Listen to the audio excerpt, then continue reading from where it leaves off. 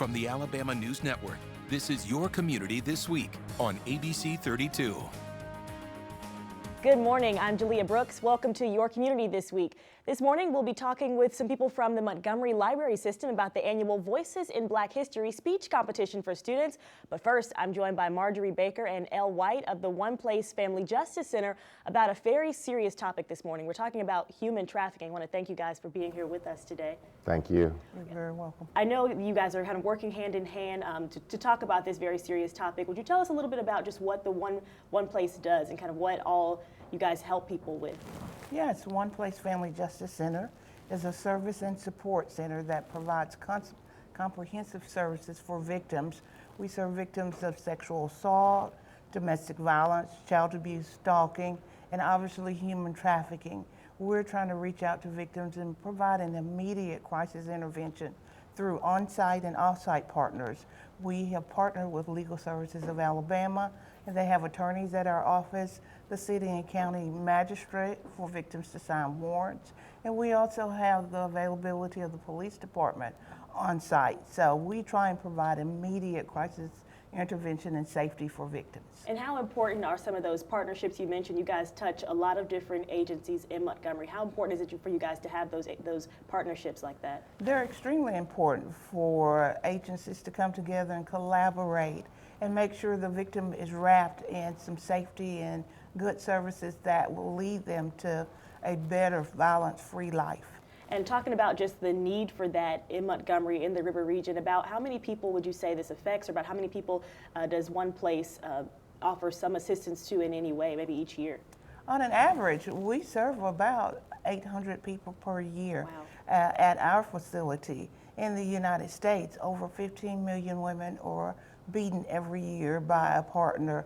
Sexual assault, 1 in 4 girls will be sexually assaulted before they're the age of 18. Wow. 1 in 7 boys will be assaulted. So it's definitely a problem in our nation and in our state and locally. I know those are some shocking statistics to a lot of people. We were talking a little bit before our interview. We talked about just some of the statistics that people might find surprising, especially in human trafficking. Do you want to talk about that a little bit? Yes, you know, last year in the state of Alabama, we had 89 confirmed cases of human trafficking. Wow.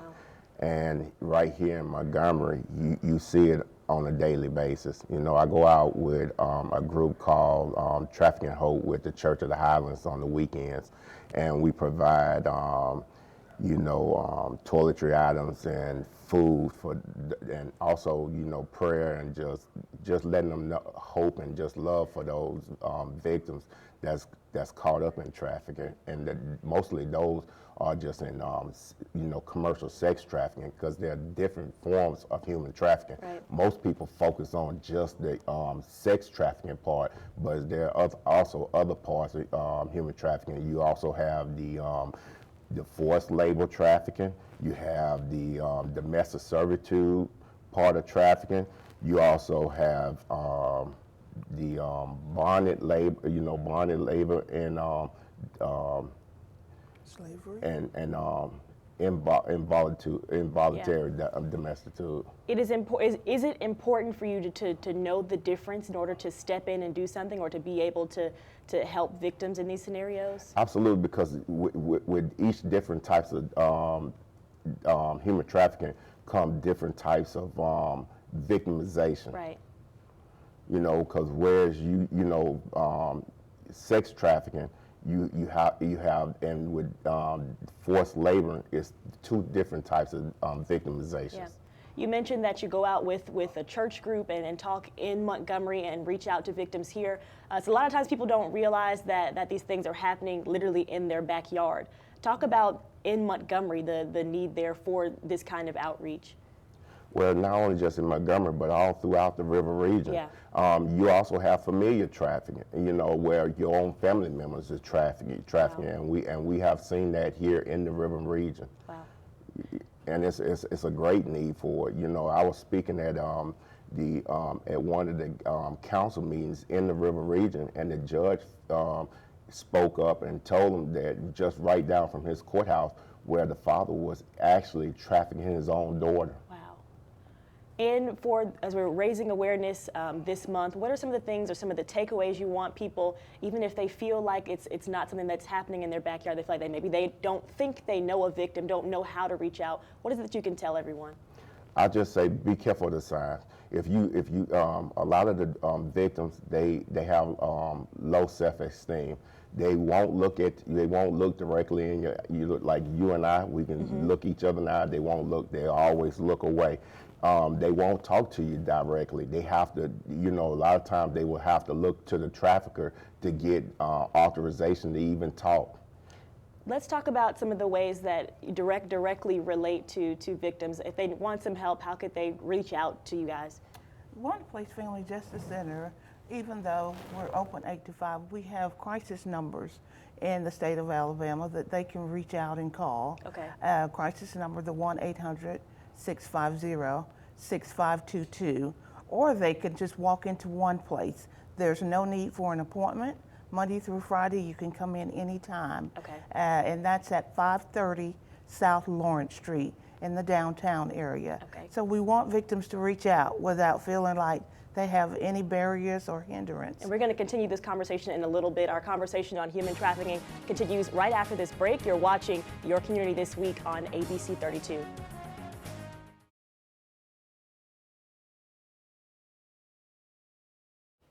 Welcome back with us on Your Community This Week are Marjorie Baker and Elle White of the One Place Family Justice Center. We're talking about human trafficking. I want to continue in our conversation. From before the break, you mentioned that people think that it's not happening in their backyard. You mentioned that in Montgomery, in the river region, that it is happening. It's very much a reality. What makes victims susceptible in this area, or what makes this a place where you kind of see this happening a lot? I'm glad you asked that question. For one, we got two main interstates right here in Alabama. You got 65 and 85, and it's a loop. From Louisiana, Mississippi, Georgia, being Atlanta, and those are major hubs. And what traffickers do, they so smart. They getting technologically smart. What they do, they make a loop going from Birmingham, Montgomery, down to Auburn, then run it down to Mobile, go through Mississippi to Louisiana, and then they just keep running that loop back to Memphis and just keep going through loop. That way they don't get caught. I know, Marjorie, you mentioned that you talked about some of the statistics that are shocking. A lot of people hear, well, if you find yourself in a situation like this, how difficult is it to leave? It is extremely difficult. With most of these situations, these are individuals that have been coerced and exploited and been connected with the trafficker or the abuser for some time. Yeah. And they feel that obligation. And typically, when you have that type of scenario where they are in that situation, it takes about 7 to 9 times to leave before victims leave for good. They're entrapped in it. They've been convinced, and of course, there are times when that trafficker or person that's in control of their lives provide them their basic needs: housing, food, clothing. So they are challenged with how will they survive. We're out here to tell them they can't survive without that. And how do you intervene in a situation like this? I know you guys obviously train professionals, that kind of thing, but for a lot of people watching at home, you want to know what you can do, what the everyday person can do. What is your advice to people like that? Public awareness, awareness. The more you educate yourself, the more you get involved, volunteer, learn what's going on right around you in your community, engage with individuals who you have some concerns about. Pay attention when you're in the mall, in the grocery store, to individuals who don't seem comfortable with someone that they're with, who won't, like Mr. White said, look you in the eye. Pay attention to things that are just feeling unusual. Go with your instinct. I think our society must focus on that this is a societal problem. It is not a private situation. Yeah. And Jaleel, one of the things that they get them also is because most of the time it's an intimate partner, and they fall in love with them, and the other thing is intimidation. Yeah. And they have a fear that they can't get away. But I'm telling you, there's resources out there to get them out of that situation. Right. We have abundant resources that we know different places where we can get them out of state if need to, and bring them back once they want to go after the perpetrator that did that to them. A lot of times, especially these are more of the cases that are publicized, but you hear that the children, unfortunately, are the biggest victims of that. Talk about that a little bit, please. Yes, children are, but we also have resources to get children out of the situation too, and get them to homes, to get them the care they need, and not just care for just the trauma, which that is a bigger part of it, but to get them the comprehensive care, because a lot of these homes realize it's just not the mental part, it's the holistic care, and these homes are taking care of that holistic care, and we do have different places throughout the southeastern United States that we can send them to get them that care. Want to talk about connecting people with these resources. Very soon you guys have a big event coming up that aims to do that. Tell me a little bit about that. Yes, End It Alabama, a group, and you can go on their website, enditalabama.org, to register for a workshop that they are doing in Montgomery Renaissance Hotel, January 31st, so specifically educating the public, law enforcement, social workers about human trafficking. So is this just for people in the professional field that deal with this every day, or would you invite just general from the public to come out and learn a thing or two about this? I would encourage everyday citizens to come out, because awareness for everyone is huge. And we're wrapping up our segment right now, but I just wanted to give you guys a chance before we wrap up here. What's something that you would want people to know just in general, if you maybe recognize signs, or maybe you think you know someone that you want to reach out to, the courage to be able to speak up and say something? I always tell, and I always say this: if you see something, say something. Yeah. You have to speak up, because we supposed to love one another. And I spent 25 years, 11 months, and 11 days, and I deployed, numerous times downrange to fight for this country. Yeah. And I didn't come back to this country to see us hurt one another. And it's selfish for us to continue to see us hurting one another, because that's exactly what modern day slavery is, and that's what human trafficking. Yeah. We keep continuing to hurt one another. Well, I want to thank you guys so much for your time and for the awesome work that you guys do in our community. Thanks so much for watching. You're watching Your Community this week on ABC 32. And in a few minutes, we'll chat with representatives of the Montgomery Library System about a very special competition that celebrates Black history.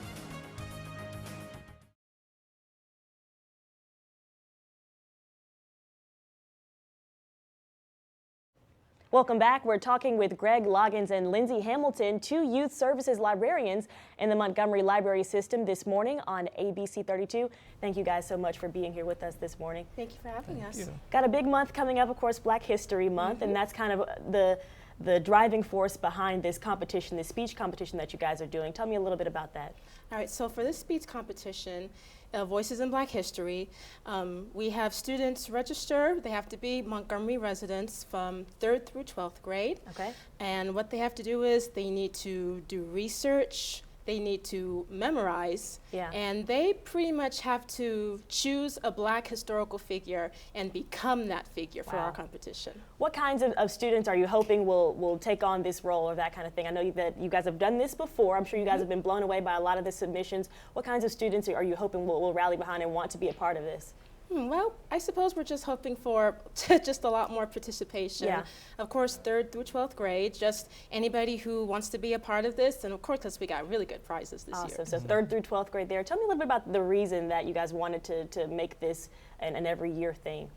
Well, we decided to make this an every year thing is, of course, during February, Black History Month. Right. The purpose of this competition is we want our students to be inspired and to feel empowered to, do their research about these historical Black figures. Right. And also, for a speech competition, they develop research skills and speech skills that they can take with them throughout life. Awesome. So this is definitely something that maybe goes hand in hand with some of the things that they're learning in school. Talk about why it's important, even though they're getting the education in school, but to be able to do something on their own, maybe outside of the classroom.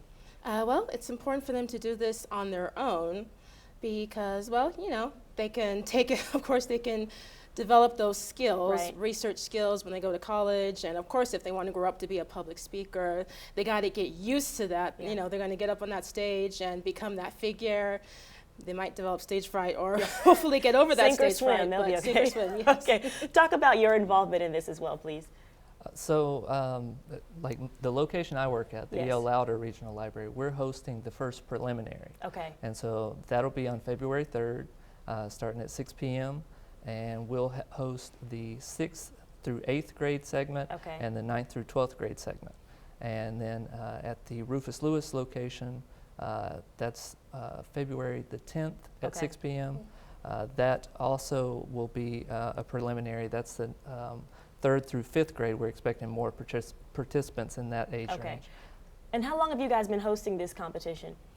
This has been going on for about a number of years or Yeah. so. This is actually my first time on the committee, but I'm really excited to, you know, make some changes and get things kind of rolling. So have you had an opportunity to see some of the students perform their speeches and that kind of thing? Well, truthfully, no, but I'm really looking forward to seeing how this competition goes. What would you say to maybe a student that's watching now that maybe is on the fence about wanting to participate in this, or maybe a parent, because sometimes you need a push from a parent. That's true. What would you say to a parent or a student about why their student should be a part of this?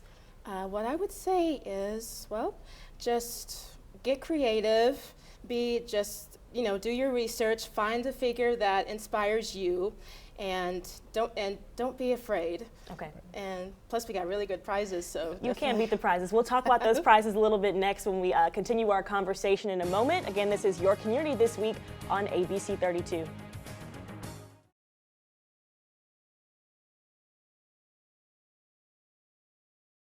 Welcome back with us. We're talking with Greg Loggins and Lindsay Hamilton with the Montgomery Library System on Your Community This Week. Continuing our conversation, you guys have a really great speech competition that's coming up. Next month is when you guys start the preliminary and that kind of thing. For folks that maybe are just joining us, tell us about this speech competition and how people can be a part.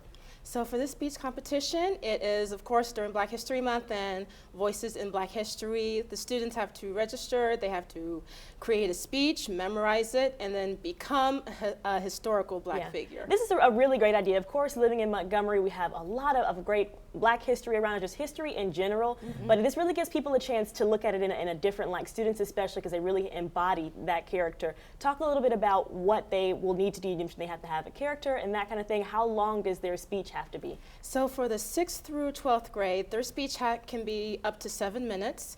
And for 3rd through the 5th grade, their speech can be up to 5 minutes. Okay, and it can be up to that, but it doesn't necessarily have to be that long for sure. So not too intimidating. Anybody that wants to do this can. I know you want to mention you guys have a lot of great sponsors that help you guys to be able to put this on. Talk a little about the role that they play. So last year we hosted Dinner on Dexter, which was our fundraiser. That brought in a lot of funding for this. Also, the Ross Clayton Funeral Home has helped sponsor this. And so this year we do have awesome prizes that we want to be sure everyone knows about. So for first place in each of the categories, the different age ranges or grade ranges, we are giving away one of the newest iPads. Wow. So that's the first place. Yeah. And then even for second place, you get $100. For third place, $50. So some pretty great incentives, even if not just for the educational value. Join in and maybe get a new iPad there. We talked about some of the students maybe that have done this in the past. I know you said that this will be one of your first time getting able to see some of the students. Have you had an opportunity to see some of the speeches in the past? I have not either, but I've certainly heard about them. Awesome. And there's always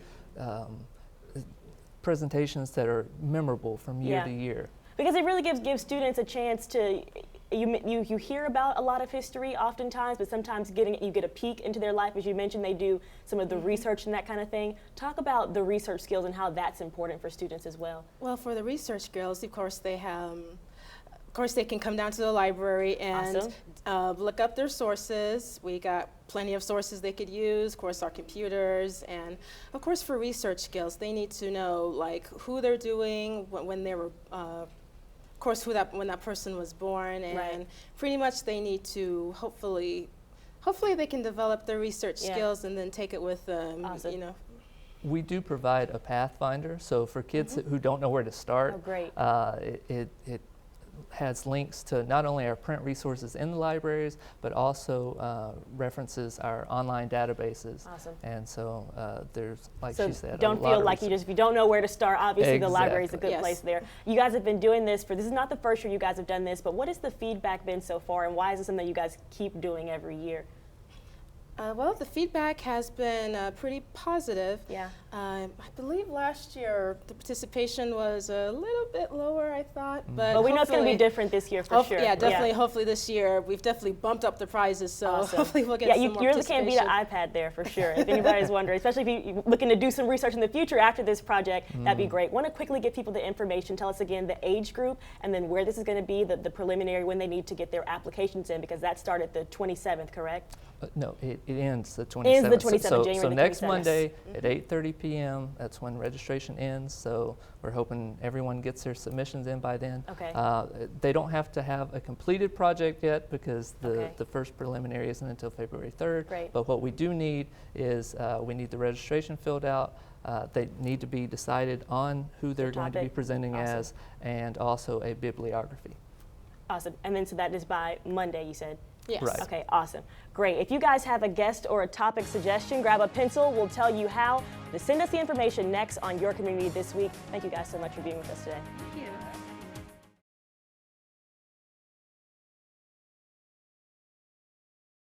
If you'd like to suggest a guest for Your Community This Week, you can contact producer Lois Crenshaw. Her email address on the screen, lcrenshaw@alann.tv, or you can call her at 334-649-1071. Have a great day.